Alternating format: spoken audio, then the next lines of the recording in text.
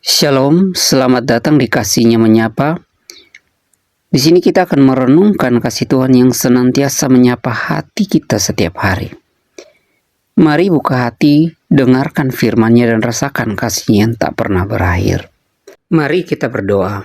Bapa kami yang di surga, terima kasih atas hari yang baru ini. Kami bersyukur atas kasih dan penyertaan-Mu. Saat ini kami ingin mendekat kepadamu, mendengarkan suara-Mu melalui firman-Mu, dan berbicara denganmu dalam doa. Kiranya Allah Roh Kudus menuntun pikiran kami, agar kami dapat memahami kehendak-Mu dan melakukannya dalam kehidupan kami. Berkati saat teduh ini, agar menjadi waktu yang menyegarkan iman dan jiwa kami. Dalam nama Tuhan Yesus Kristus, kami berdoa. Amin. Saya ucapkan selamat tahun baru 1 Januari 2025. Hari ini kita akan merenungkan satu ayat yang luar biasa dari kitab Yesaya, yaitu Yesaya 41 ayat yang ke-10. Ayat ini menjadi pesan yang kuat bagi kita semua saat memasuki tahun baru. Firman Tuhan berkata, "Janganlah takut sebab aku menyertai engkau. Janganlah bimbang sebab aku ini Allahmu. Aku akan meneguhkan bahkan akan menolong engkau.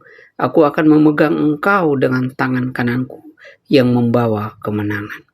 Saudara, Yesaya menulis pesan ini kepada bangsa Israel yang sedang menghadapi suatu situasi yang sulit, bahwa mereka berada di tengah ancaman pembuangan ke Babel. Saudara, Tuhan memberikan penghiburan melalui Nabi Yesaya bahwa meskipun mereka akan mengalami penderitaan, Tuhan tetap setia menyertai dan menolong mereka. Saudara, konteks Israel ini penuh dengan ketakutan terhadap masa depan yang mereka.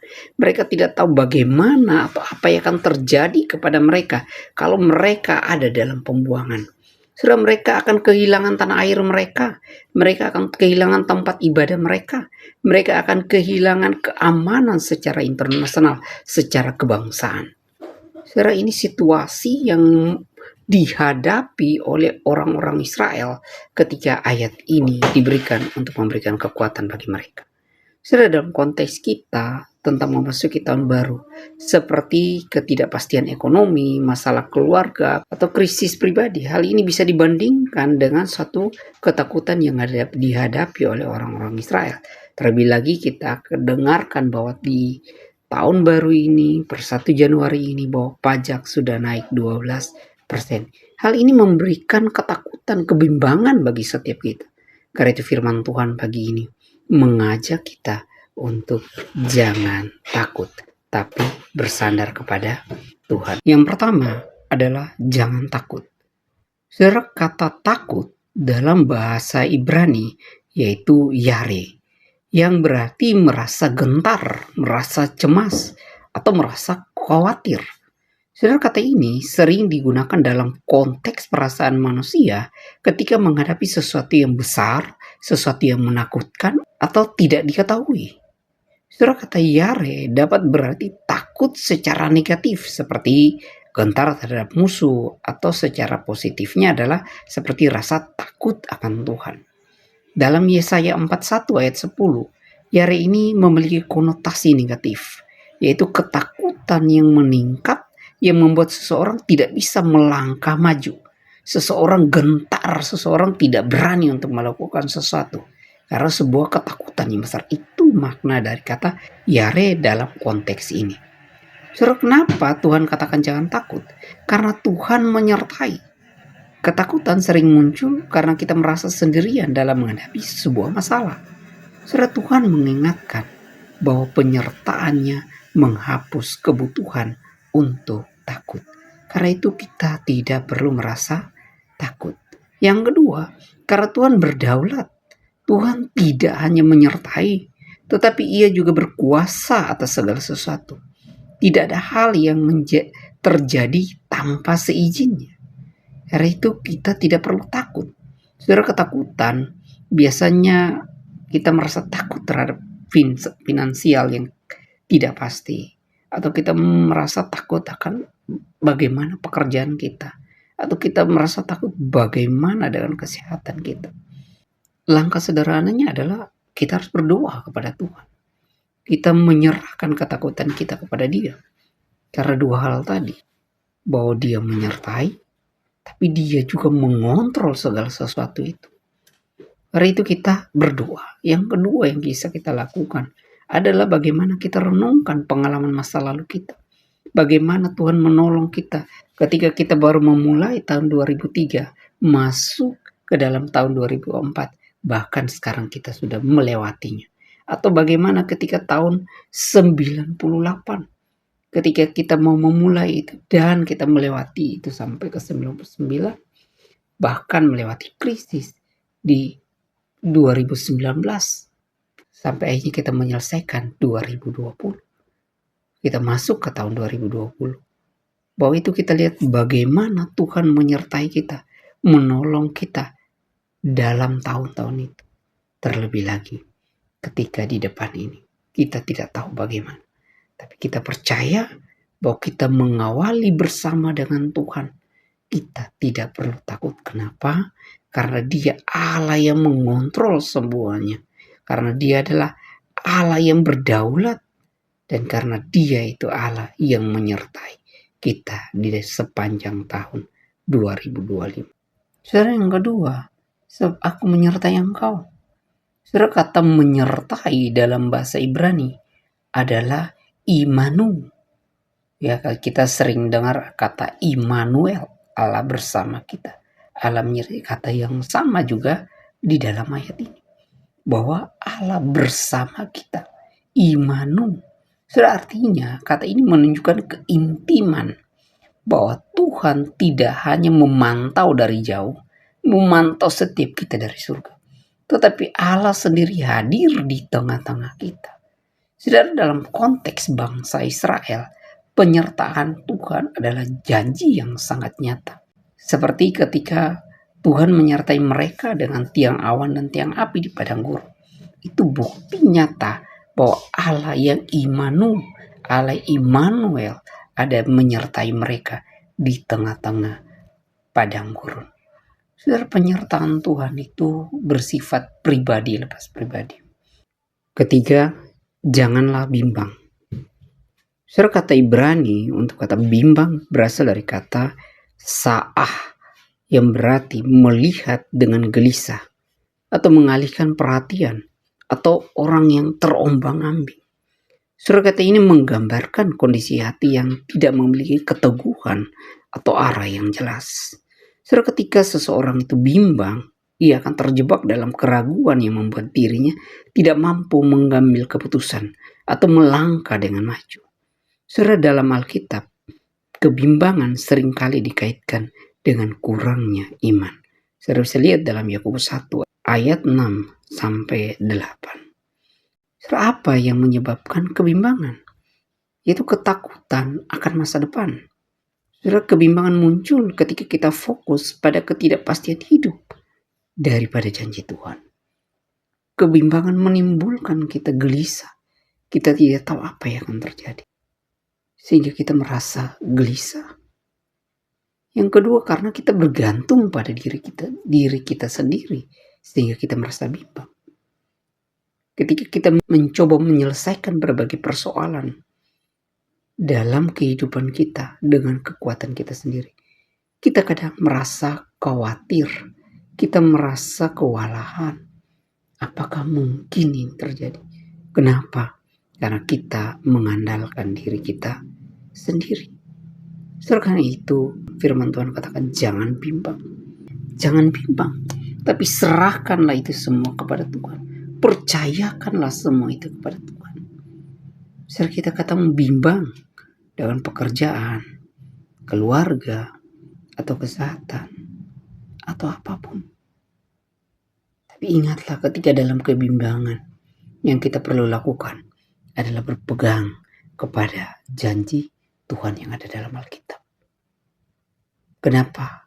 Karena janji Tuhan pasti ya dan amin. Nyata, pasti dijawab. Karena itu berpegang kepada janjinya. Keempat, sebab aku ini alam. Saudara, makna Allah itu berasal dari kata Elohim.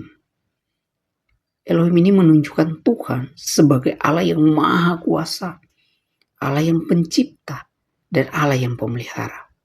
Saudara, Elohim adalah bentuk jamak yang sering digunakan untuk menunjukkan kebesaran atau keagungan daripada Tuhan.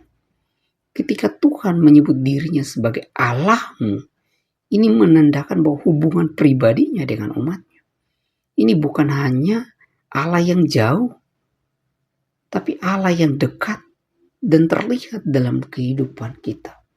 Mengapa Tuhan menyebut dirinya Elohim atau Allah?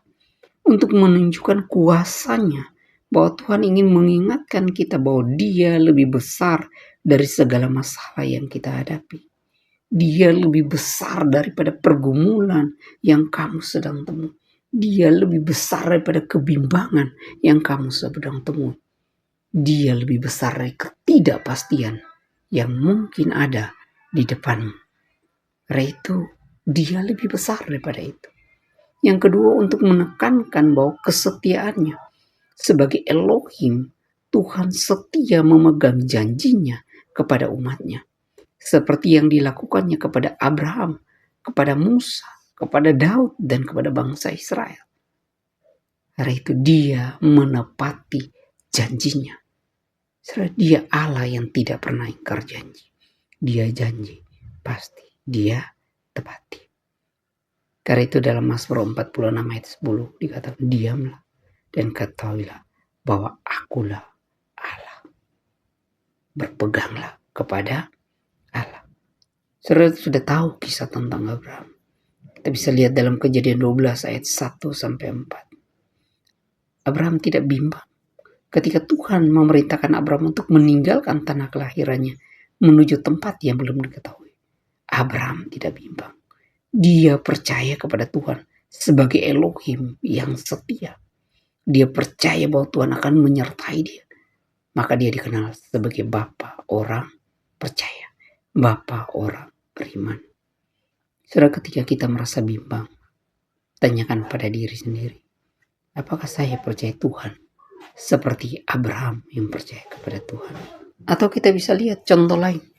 Saudara, ketika Petrus bimbang di atas air.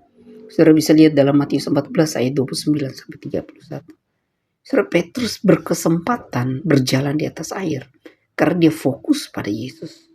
Namun ketika ia melihat angin dan ombak, ia mulai bimbang dan akhirnya dia tenggelam. Saudara, ketika kita bimbang, kita perlu mengalihkan fokus kita dari masalah kita kepada Tuhan. Kita datang kepada Tuhan. Tuhan, tolong kita. Tolong saya. Ketika kita berfokus kepada Tuhan, Dia lebih besar. Dia Elohim yang menepati janji. Pasti akan menopang kita. Saudara, misalnya seorang anak kecil yang sedang belajar naik sepeda. Ketika dia percaya kepada orang tuanya, bahwa orang tuanya mau megang sepedanya, dia bisa mengayuh sepeda itu dengan percaya diri. Tetapi jika ia meragukan bahwa orang tuanya sudah melepaskan dia berhenti memegang sepeda, apa yang terjadi? Dia jatuh. Dia merasa khawatir. Seperti itu juga Tuhan. Tuhan ada dan menopang engkau, memegang engkau. Tapi kalau kamu ragu, engkau akan jatuh. Engkau seakan tidak melihat tangannya yang sedang menopang engkau. Karena itu, berpeganglah kepada Tuhan dan terus mengayuh sepeda kehidupanmu. Surah kelima, makna kata meneguhkan. Aku meneguhkan engkau. Meneguhkan berasal dari kata amats, yang berarti memperkuat, menguatkan, atau memberi keberanian. Amat sering digunakan dalam konteks memberikan kekuatan kepada seorang yang sedang lemah atau putus asa.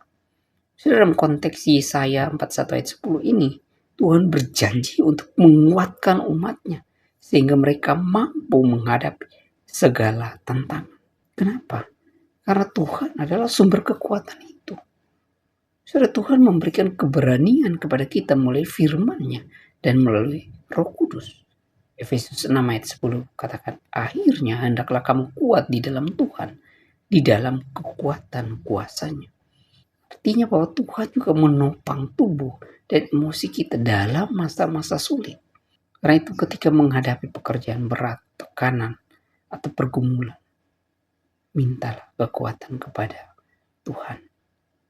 Makna kata aku akan menolong engkau. Kata menolong dalam bahasa Ibrani yaitu azar, yang berarti membantu, menyelamatkan, atau memberikan dukungan. Surah azar sering digunakan untuk menggambarkan tindakan Tuhan yang aktif dalam memberikan pertolongan kepada umatnya. Dalam Mazmur 121 ayat 2, pemazmur berkata, pertolonganku ialah dari Tuhan yang menjadikan langit dan bumi. Karakter dari pertolongan Tuhan adalah pertolongan Tuhan itu selalu tepat waktu. Tidak terlambat. Dia selalu hadir tepat waktu ketika kita butuhkan. Dan pertolongan Tuhan itu memberikan kita apa yang kita perlukan. Bukan sekedar apa yang kita inginkan. Karena itu ketika kita menghadapi masalah, kita serahkan semua kepada Tuhan dan percaya bahwa pertolongannya akan datang. Surah kata akan memegang engkau. Bahasa Ibrani dari memegang yaitu tamak, yang berarti menopang, memeluk, atau memegang dengan erat. Surah kata ini menunjukkan kasih dan perlindungan Tuhan yang intim terhadap umatnya. Tuhan berjanji untuk memegang kita dengan tangan kanannya yang kuat, yang dalam Alkitab sering dilambangkan sebagai kuasa dan otoritas. Searti tangan kanan Tuhan melambangkan kuasa. Mazmur 118 ayat 16 mengatakan, tangan kanan Tuhan meninggikan, tangan kanan Tuhan melakukan keperkasaan, tangan kanan Tuhan melambangkan perlindungan, tangan kanan Tuhan tidak akan membiarkan kita jatuh tanpa penyertaannya. Karena itu dalam menghadapi situasi apapun, cukup kita berpegang pada tangan kanan Tuhan yang begitu kuat itu. Sebagai kesimpulan firman Tuhan pagi ini, ayat ini adalah pengingat abadi akan kasih Tuhan yang sempurna, yang mengatasi segala ketakutan, keraguan, dan kelemahan manusia. Dalam ayat ini, Tuhan memanggil kita untuk hidup dalam iman dan pengharapan. Karena Dia menyertai kita. Karena itu jangan takut. Dia adalah Allah yang berkuasa. Karena itu jangan bimbang. Dia meneguhkan, menopang, dan memegang kita. Itu janji yang kokoh yang diberikan kepada kita. Karena itu, berpeganglah kepada Tuhan. Jangan takut. Tuhan menyertai kita. Bahasa Ibraninya, jangan takut. Al-tira. Secara harafiah, kata ini memiliki arti jangan gentar. Ini adalah perintah Tuhan yang diiringi dengan penyertaannya. Ketakutan seringkali membuat kita kehilangan sukacita dan harapan. Tetapi Tuhan menyertai kita adalah sumber keberanian sejati. Karena itu jangan bimbang. Tuhan memperkenalkan dirinya sebagai Allah yang setia, yang tidak pernah meninggalkan atau mengabaikan umatnya. Menunjukkan bahwa Tuhan yang begitu aktif. Dalam bahasa Ibraninya, amats, yang berarti membuat, memperkuat, dan memberi keberanian. Menolong, azar, menunjukkan dukungan aktif. Memegang, tamak, menggambarkan tindakan menopang yang kuat. Karena itu, kita diingatkan berpegang pada Tuhan, sang kekuatan kita itu. Berpegang kepada Tuhan yang janjinya ya dan amin. Saudara, pertanyaan untuk renungan kita di akhir saat teduh ini. Apakah kita percaya kepada Tuhan yang menyertai kita? Apakah kita menyerahkan kebimbangan kita kepadanya? Apakah kita bersandar pada janji-janjinya? Sebagaimana Musa ketika dia di Laut Teberau. Dalam Keluaran 14 ayat 13-14 Tuhan berkata, jangan takut, berdiri dan lihatlah keselamatan dari Tuhan. Ini adalah mengingatkan bahwa Tuhan selalu bekerja, bahkan ketika tampak jalannya buntu. Saudara, Tuhan Yesus juga pernah meredakan angin ribut. Dalam Matius 8:23 ayat 27. Ketika murid-murid takut pada badai, tapi Yesus menunjukkan kuasanya atas alam semesta ini. Karena itu, tindakan yang perlu kita lakukan, Yang pertama adalah percaya kepada penyertaan Tuhan Yesus setiap hari. Yang kedua, hilangkan keraguan melalui baca firman Tuhan. Renungkan firman Tuhan setiap hari. Yang ketiga, bersandar pada janji firman Tuhan setiap hari. Amin. Mari kita berdoa. Bapa Surgawi yang penuh kasih, kami mengucap syukur atas firman-Mu yang sudah kami dengarkan, yang sudah kami renungkan.